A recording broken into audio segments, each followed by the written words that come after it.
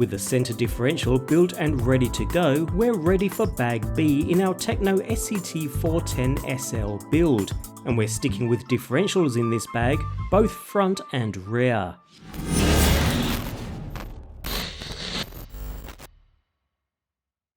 There are two differentials to build in this bag, both front and rear. As it's the exact same process as the center differentials from the previous video, we won't cover this bag in too much depth. The only difference between bags is the ring gear that seals the differential cup rather than a spur gear. So, cracking on, let's grease the recess within the cup and the outdrive groove before inserting into the cup, on with the greased O-ring, the shim, and the outdrive pin with some needle nose pliers here to help. This is the front differential, so we can add a couple of drops of 30,000 weight oil before dropping in the first gear, making sure it's seated on the pin by giving the outdrive a little turn.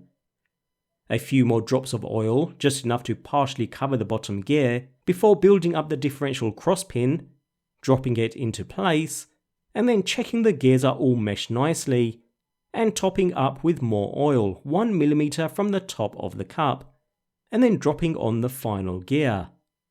That done, we can now grease the recess in the differential ring gear and the groove on the top outdrive before inserting through the ring gear and hold in place with the greased O-ring, a shim, and finally the outdrive pin. With the center gasket greased on both sides, place on the top of the differential, taking care to line up the holes, and carefully line up the ring gear as you lower into position, before inserting and tightening down all 4 screws, corner to corner, being careful not to over tighten.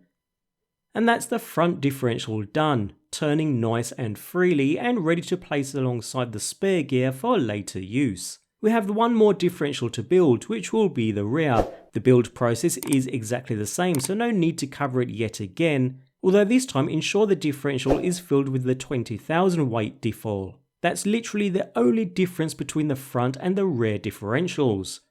And with that, bag B is complete and all 3 differentials ready and built. It's recommended to mark each differential as there's nothing to distinguish the front from the rear at this point, and you really do not want to get these mixed up considering they carry different weight oil. We'll start getting these differentials into their housing next with kit bag C, the steering bulkhead assembly.